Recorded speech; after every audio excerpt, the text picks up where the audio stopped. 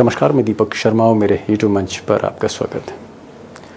दोस्तों, क्या महाराष्ट्र के मुख्यमंत्री एकनाथ शिंदे का चैप्टर क्लोज करना चाहती है बीजेपी?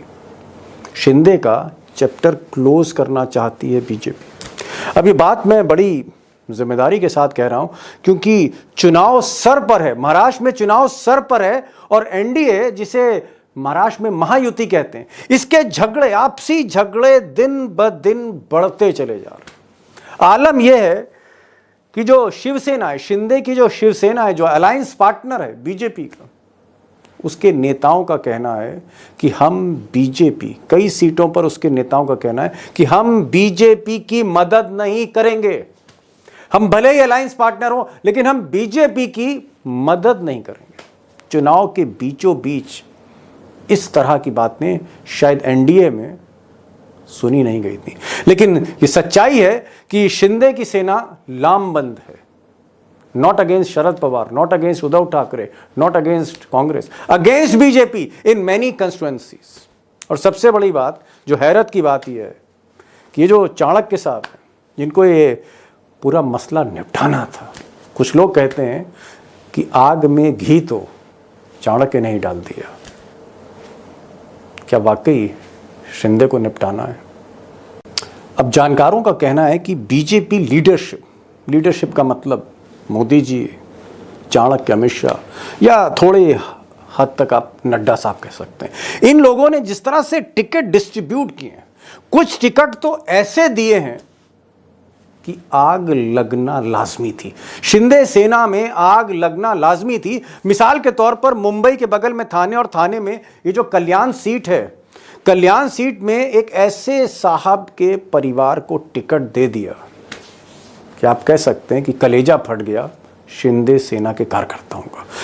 मैं चाहूंगा कि पहले आप ये जरा तस्वीर देखिए, कहानी खुद ब खुद समझ में आएगी। ये जो तस्वीर है, ये गणपत गायकवाड़ की, कई बार के एमएलए हैं, कई मुकदमे चल रहे हैं, बाहुबली छवि है। ये जो गणपत गायकवाड़ है, इन्होंने कुछ महीने पहले, इसी साल की शुरुआत में गोली चला दी। और गोली किस पे चला दी? जी हाँ, बीजेपी के एमएलए ने गोली चलाई। और गोली किस पर चला दी? शिंदे के आदमी पे। अब बदकिस्मती कह लीजिए महायुति की, शिंदे के आदमी पे गोली चला दी। वो अस्पताल में दाखिल हुआ, सीसीटीवी फुटेज में सारा अपराध कैद हो गया, इनको जेल भेजा गया। जेल भेजना भी था, कोई चारा भी नहीं था, लेकिन कहीं ना कहीं दरार पड़ गई शिवसेना, शिंदे की सेना और बीजेपी में, थाने में। अब गलती क्या हुई? गलती यह हो गई कि जिसने गोली चलाई थी, जो अभी भी जेल में है, बीजेपी का एमएलए, उसी की पत्नी को अमित शाह, मोदी जी ने टिकट दे दिया। और उसके बाद आलम यह है, वहां पर हालत यह है जमीन पर, कि शिंदे सेना का कहना है कि चाहे कुछ हो जाए, कांग्रेस जीते, उद्धव ठाकरे जीते, बीजेपी को यहां से जीतने नहीं देंगे। क्योंकि ये पत्नी जो है, क्योंकि ये जो उम्मीदवार है, इसके आदमी ने हमारे नेता पर गोली चलाई थी, और वो भी थाने में। अब दोस्तों, कल्याण सीट का मामला इकलौता नहीं है, एकमात्र विवाद नहीं है। दरअसल ऐसी कई सीटें, अगर मैं आपको सीटें गिनाऊं, जैसे बेलापुर की सीट है, या फिर आप मोरबत की सीट करिए, या फिर आप एरोली की सीट, ऐसी कई सीटें, लंबी लिस्ट है, जहां बीजेपी या तो गलती कर बैठी, और या फिर शिंदे का कद छांटने के लिए ऐसे लोगों को टिकट दिया गया कि झगड़ा होना लाजमी था, शिंदे वर्सेस बीजेपी। और ये झगड़ा जगह जगह, कई सीटों पर ये झगड़ा है, और इस झगड़े को लेकर मोदी जी भी परेशान है। अब दोस्तों, सबसे बड़ा सवाल जो जहन में आता है, द बिग क्वेश्चन ये कि क्या बीजेपी ने अपने पैर में कुल्हाड़ी मार ली? जिस तरह से टिकट डिस्ट्रीब्यूशन किया है कुछ सीटों पे, कल्याण ईस्ट की मैंने मिसाल दी, और भी कई मिसालें जो आपको एक्सपर्ट बताएंगे। तो क्या बीजेपी ने अपने पैर पर कुल्हाड़ी मार ली, खुद मार ली, या फिर ये जो कुल्हाड़ी है, ये शिंदे पर मारी जा रही है, शिंदे के कद छांटने की कोशिश की जा रही? तो कुल्हाड़ी अपने पैर पर या फिर शिंदे पर? बड़ा सवाल है, बड़ा कंफ्यूजिंग सवाल है, और इलेक्शन का सबसे इंपॉर्टेंट सवाल है। इस पर तो मैं जवाब दूंगा ही दूंगा। मैं आज ये भी बताऊंगा कि क्या Devendra Fadnavis deputy chief minister और Ajit Pawar deputy chief minister, ये दोनों एक हो गए हैं और एक हुए हैं शिंदे के अगेंस्ट। और इसीलिए जहन में एक सवाल आता है, बार बार आता है, कि क्या शिंदे का चैप्टर क्लोज होने जा रहा है। अब दोस्तों, आज 3 खास मेहमान को मैंने बुलाया। मैंने अशोक वानखेड़े टाइगर को बुलाया, जो महाराष्ट्र के ही हैं और महाराष्ट्र में उन्होंने ज़बरदस्त रिपोर्टिंग की है, उनको मैंने बुलाया है। सुधीर सूर्यवंशी हमारे साथ मुंबई सिटी से जुड़ रहे हैं, लाइव जुड़ेंगे, कई खुलासे करने जा रहे हैं, चौंकाने वाले खुलासे आप उनसे सुनेंगे, खासकर देवेंद्र फडणवीस, अजीत पवार वर्सेस शिंदे और अमित शाह क्या चाहते हैं इस पूरे गेम में, वो सब बताएंगे सुधीर सूर्यवंशी। और उमाकांत लखेड़ा होंगे, एक पर्सपेक्टिव आपको 360 डिग्री देंगे, कोशिश करेंगे समझाने की कि होने क्या जा रहा है। मैं ज़्यादा वक्त नहीं लूँगा, एक्सपर्ट्स के पास चलते हैं। इस कहानी को, इस वीडियो को, इस डिबेट को, इन सवाल जवाब को आखिर तक सुनिएगा, क्योंकि महाराष्ट्र की एक बड़ी तस्वीर दिखाने की आज मैं कोशिश कर रहा हूँ। टाइगर, मेरा पहला सवाल कि एकनाथ शिंदे जो रहमो करम पर अमित शाह और मोदी के थे, आज उनके आदमी बीजेपी का विरोध कर रहे हैं। कम से कम 4 सीटों पे तो सीधा विरोध है कि साहब इसको टिकट क्यों दिया, उसको टिकट क्यों दिया, इसने तो हमारे नेता पर गोली चला दी थी, आपने जो है गणपत गायकवाड़ की बीवी को टिकट दे दिया। हर जगह विरोध। तो इतनी हिम्मत एकनाथ शिंदे की कि आज की तारीख में वो विरोध कर रहे हैं और कह रहे हैं कि हम बीजेपी का समर्थन नहीं करेंगे, और कम से कम 4 ऐसी सीटें हैं।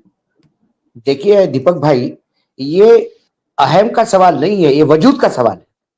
ओहो, ये चुनाव कईयों का वजूद अहम नहीं, वजूद, सर्वाइवल का सवाल है। यदि एकनाथ शिंदे निपट जाते तो एकनाथ शिंदे इतिहास कहलाएंगे, यदि अजित पवार निपट जाते तो इतिहास कहलाएंगे, यदि उद्धव ठाकरे निपट जाते हैं तो शिवसेना पूर्ण रूप से एकनाथ शिंदे की कहलाएगी, और यदि शरद पवार निपट जाते तो अजित पवार उठ के सामने आएंगे। ये कम से कम इन 4 लोगों के लिए ये जीवन मरण का प्रश्न है। कांग्रेस और बीजेपी, इनकी कुछ जगह सत्ता है, चुनाव आते जाते, हारते जीतते, उनकी सेहत पे इतना असर नहीं पड़ेगा जितना इन 4 लोगों की सेहत पर असर है। Point number 1।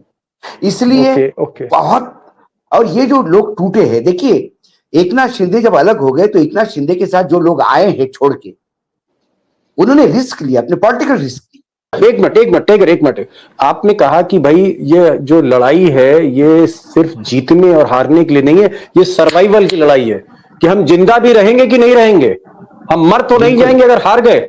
मैं बात समझ में आ गई कि भाई सर्वाइवल की लड़ाई है, इसलिए शिंदे सारी कोशिश कर रहे हैं। लेकिन मैं दूसरी चीज कह रहा हूं, भाई मोदी शाह इतने मैच्योर हैं, प्रधानमंत्री है, गृह मंत्री है, कम से कम इसका तो ख्याल रखना चाहिए था कि भाई हमारे सहयोगी दल हैं, और कल्याण ईस्ट से जब हम किसी को टिकट दे रहे हैं तो ऐसे आदमी को टिकट ना दें जिसने शिंदे के आदमी पे गोली चलाई है। जिसने शिंदे के आदमी पे गोली चलाई उसको अमित शाह ने टिकट दे दिया, उसकी पत्नी को। मैं आपको वही समझाने का प्रयास कर रहा था, तो एकदम आपने इंटरवेंट कर दिया। ठाणे जिला बहुत बड़ा जिला है। ठाणे कॉन्स्टिट्यूंसी एक जमाने में सबसे बड़ी कॉन्स्टिट्यूंसी मानी जाती थी महाराष्ट्र में। ठाणे मुंबई से लग के है, ठाणे कोकण का प्रवेश द्वार, ठाणे जिले के बहुत मायने हैं। भाजपा बहुत दिनों से ठाणे में अपने पैर जमाने का प्रयास कर रही है। यदि ठाणे के पास में कल्याण है और कल्याण से यदि भाजपा का कोई विधायक है और दबंग विधायक है, उसने गोली चलाई, क्योंकि एकनाथ शिंदे के पास भी कोई दूध के धुले लोग नहीं है। इसके पहले एकनाथ शिंदे के एक आदमी ने कारपोरेटर्स को ठोका है, बुरी तरह से मारा है, सीरियस हो गया था, हॉस्पिटल में एडमिट था, ठाणे में बीजेपी के। उसमें एफआईआर दर्ज नहीं हो रही थी, तो बीजेपी के अध्यक्ष पहुंच गए ठाणे वाले कि हम कैसे, ये सरकार हमारी है किसकी है बताए पहले। उसके बाद एफआईआर हुई, लेकिन अभी तक वो आदमी अरेस्ट नहीं हुआ। ये झगड़ा तो रहेगा। जिस गायकवाड़ ने जो गणपत गायकवाड़ आप कह रहे हैं जी, उस गणपत गायकवाड़ को जेल में है, तो जेल से भी वो फॉर्म भरवा सकते थे, लेकिन बीजेपी ने थोड़ी मोहलत दी कि उनके पत्नी को लड़ाया। चलो भाई उसको टिकट नहीं देते, आप भी खुश हम भी खुश, उनके पत्नी को लड़ाया। आपको कल्याण में किसी भी हालत में बीजेपी को अपना आदमी नहीं खोना है जी, तो उन्होंने उसकी पत्नी को टिकट दे दिया। ये विरोधाभास आपको हर जिले में मिलेंगे, महायुति में, यानी इंडिया गठबंधन में, हर जिले में। जी, मैं समझ गया। टाइगर कह रहे हैं कि भैया जो ये लड़ाई है जीने मरने की लड़ाई है, कि अगर एकनाथ शिंदे चुनाव हार गए तो ना सिर्फ कुर्सी जाएगी, पार्टी जाएगी, सब कुछ लुट जाएगा, सब कुछ लुट जाएगा, सब कुछ गंवा बैठेंगे। तो ये सर्वाइवल की लड़ाई, समझ गए? Point well taken. मैं जरा सुधीर जी आपसे पूछ रहा हूं, आप लगातार जिस गाड़ी में बैठे हो और गाड़ी रोक के आप हमसे बात करो, सबसे पहले तो इसके लिए मैं बहुत बहुत आभारी अपने दोस्तों की तरफ से कि मुंबई के ट्रैफिक में गाड़ी रोककर सुधीर जी हमसे बात कर रहे हैं। लेकिन इसी गाड़ी से आप पूरा महाराष्ट्र घूम रहे हो। मैं एक चीज पूछना चाह रहा हूं कि अगर ये आलम है, ये हाल है कि गोली मारने वाला शिंदे के आदमी पे जो गोली चला रहा है उसको अमित शाह टिकट दे रहा है, उसकी पत्नी को, मतलब कहीं पर कोई लाज शर्म नहीं बची। क्या जमीन पर सुधीर जी शिवसेना शिंदे का वोट बीजेपी में ट्रांसफर होगा? क्या बीजेपी का वोट शिंदे में ट्रांसफर होगा?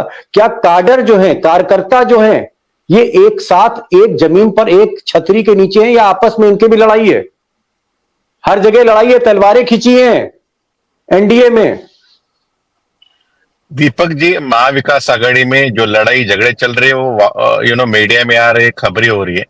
लेकिन महायुति यानी कि जो एनडीए उसमें जो झगड़े चल रहे वो बहुत बड़े पैमाने पे चले, वो ज्यादा मीडिया पे नहीं आ रही है।